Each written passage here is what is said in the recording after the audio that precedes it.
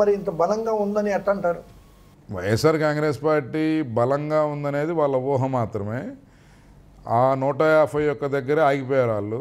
151 సీట్లు వచ్చినాయి కాబట్టి మేము ఎన్ని తప్పులు చేసినా, ఎంత దుర్మార్గాలు చేసినా మాకు ఇంకా పెరుగుతాయి అనుకుంటున్నారు. ప్రజలు అట్లా లేరండి. వైఎస్ఆర్ కాంగ్రెస్ పార్టీ మనుగడకే ప్రమాదమయ్యే రిజల్ట్ భవిష్యత్ ఎన్నికల్లో రాబోతూ ఉంది. అంత దారుణమైన ఓటమి వాళ్ళు చవి చూడబోతా ఉన్నారు. ఎందుకంటే వాళ్ళు చేసిన తప్పిదాలు చిన్న చిన్న పొరపాట్లు లేకపోతే తెలియక చేసినవి కాదండి. ఒక వ్యవస్థను ధ్వంసం చేసి భవిష్యత్తుని నాశనం చేసే విధంగా వాళ్ళు తీసుకున్న నిర్ణయాలు, వాళ్ళ ముఖ్యమంత్రి తీసుకున్న నిర్ణయాలు ఉన్నాయి. అది ప్రజలు క్షమించరని నా ఉద్దేశం. ఒక దశలో మిమ్మల్ని కూడా తీవ్రమైన ఒత్తిడికి గురి చేశారు, పార్టీ మారేయాలి అనే పరిస్థితికి కూడా తీసుకొచ్చారు. ఆ దశలో మీరు ఏమనుకున్నారు? వాస్తవంగా రాజకీయాల్లో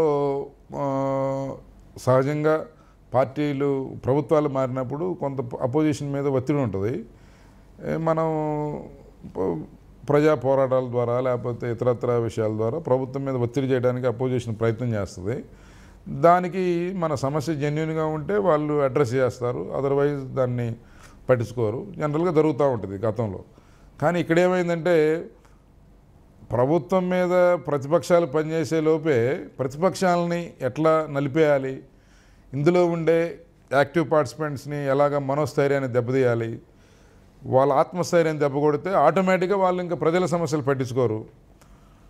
ఆ విధంగా ఒక ఫ్యాక్షనిస్ట్ మైండ్ సెట్ ఉన్న వ్యక్తి ముఖ్యమంత్రి కుర్చీలో కూర్చున్నప్పుడు ఏం జరుగుతుందో ఈ 5 సంవత్సరాల నుంచి అదే జరుగుతూ ఉంది.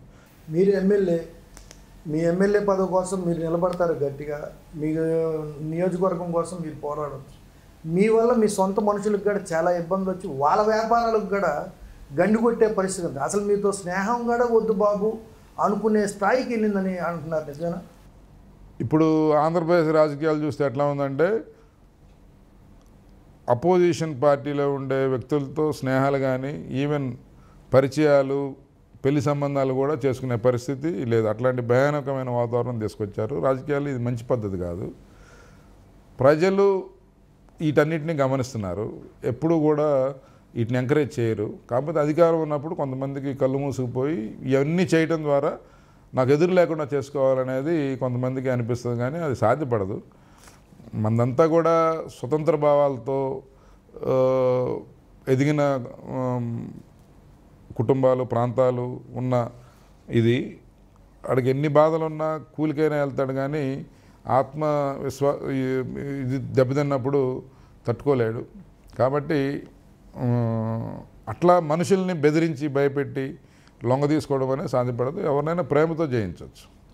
గత 2019 ఎన్నికల్లో చివరి రోజుల సమయం దగ్గరకు వచ్చే ఎన్నికల సమయం దగ్గరకు వచ్చిన సమయంలో వైఎస్ఆర్సీపీ నుంచి ఒక వర్గం పూర్తిగా వచ్చి మీకు మద్దతు ఇచ్చి మీకు పనిచేసింది.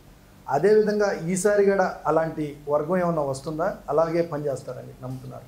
ఆ వర్గం పనిచేయడం వల్ల కూడా కొంత మీ మెజార్టీ వచ్చిందనే వాదన కూడా మీ నియోజకవర్గంలో, మీరు అది నమ్ముతారా? గతంలో 2019లో ఎన్నికల్లో మనం 14-19 మధ్య ఏదైతే డెవలప్మెంటల్ యాక్టివిటీస్ చేశామో వాటి మీద చాలా న్యూట్రల్ గ్రూప్స్ కానీ లేకపోతే వీళ్ళందరూ కూడా మనకు సహకరించారు. వాటిని ఆ డిఫరెన్స్ని చూశారు. కాబట్టి అంత టైట్ ఎలక్షన్లో కూడా మనం విజయం సాధించగలిగాం. అలాగే ఇప్పుడు 2024లో పెద్ద ఎత్తున ప్రజలు ఈరోజు ఉన్న ప్రభుత్వాన్ని దించాలనే తలంపుతో ఉన్నారు. ఎందుకంటే ప్రతి సమస్యకి ఈ ప్రభుత్వమే కారణం. వాళ్ళ దైనందిన జీవితంలో ఎటువంటి మార్పు రాలేదు, ఇంప్రూవ్మెంట్ లేదు, ఫెసిలిటీ డెవలప్ కాలేదు. వాళ్ళ సమస్యలు మాత్రం పెరిగినాయి. బాధ్యత ఎవరు తీసుకోవట్లేదు. ఇన్ఛార్జీలు మారుతూ ఉన్నారు, లేకపోతే నాయకులు అటు ఇటు గ్రూపులు అయ్యారు, కొట్టుకుంటున్నారు, మారుతూ ఉన్నారు. కానీ ప్రజలకు ఒరిగిందేం లేదు. సో ఆ పార్టీ పట్ల ప్రజలు విరక్తిగా ఉన్నారు. పర్చూర్లో ఇంకొంచెం ఎక్కువ ఉన్నారనేది నా ఉద్దేశం. కాబట్టి జనం లేనప్పుడు అక్కడ ఉండే నాయకులైనా ఏం చేస్తారు, ఆటోమేటిక్గా ప్రజలు ఎటు ఉంటే అటు వెళ్తారు. గతంలో చూసుకుంటే ఎమ్మెల్యేగా పోటీ చేసి గెలిచారు. అదేవిధంగా అధికారంలో కూడా తెలుగుదేశం పార్టీ ఉంది. 24 గంటలు మీ నియోజకవర్గంలో మీరు పనిచేశారు. ఇప్పుడు మీరు అధికారంలో లేకపోయినా కానీ నియోజకవర్గంలో గెలిచారనే ఉద్దేశంతో గతంలో ఎలాగ నియోజకవర్గానికి కట్టుబడి ఉన్నారు, మీ వ్యాపారాలను సైతం పూర్తిగా పక్కన పెట్టి ఇక్కడే ఉండటం వల్ల మీ సొంత వ్యాపారం, మీ కుటుంబం కూడా ఉంది కదా, మీ అవన్నీ దెబ్బతింటాయి కదా. అటువంటి పరిస్థితులు కూడా వ్యాపారాలను పక్కన పెట్టి ఇక్కడ ఉండాల్సిన పని ఏంది? ప్రతిపక్షంలో కూడా అంటే అపోజిషన్ అయినా గవర్నమెంట్లో ఉన్న ప్రజలు మన దగ్గర నుంచి కొన్ని ఎక్స్పెక్ట్ చేస్తారు. గవర్నమెంట్లో ఉన్నప్పుడు ప్రతి చిన్న పనికి ఎమ్మెల్యే దగ్గరికి వస్తారు, యాక్సెస్ ఉంటుంది. అంతకుముందు ఒక ఎమ్మెల్యేని ఇక్కడ రీచ్ కావాలంటే కొంచెం కష్టంగా ఉండేది, కొద్దిమంది నాయకులు మాత్రమే రీచ్ అయ్యేవాళ్ళు. నాకు ఇక్కడ ఉన్న అనుబంధం, ఈ ప్రజలతో నేను ప్రత్యేకంగా తిరిగిన ఎక్స్పోజ్ అయిన విధానంలో నా దగ్గరికి కొంత ఈజీగా ఉంటుంది, యాక్సెస్ ఎక్కువ ఉంటుంది. సో వాళ్ళు వచ్చినప్పుడు సమస్యలు చాలా వస్తాయి, వాటిని అడ్రస్ చేయడానికి మనం కూడా ఎక్కువ టైం స్పెండ్ చేయాల్సి వస్తుంది, ఎక్కువ కష్టపడాల్సి వస్తుంది. ఎక్కువ మంది అధికారులు ఆ సబ్జెక్ట్ అంతా తెలుసుకోవటము, తద్వారా మళ్ళీ అధికారులతో మాట్లాడటం, దాన్ని అల్టిమేట్గా చివరి వరకు సార్ట్ అవుట్ అయ్యే వరకు కంప్లీట్ ఫాలోఅప్ చేస్తే అక్కడ ఎక్కువ సమయం కేటాయించాల్సి వచ్చింది.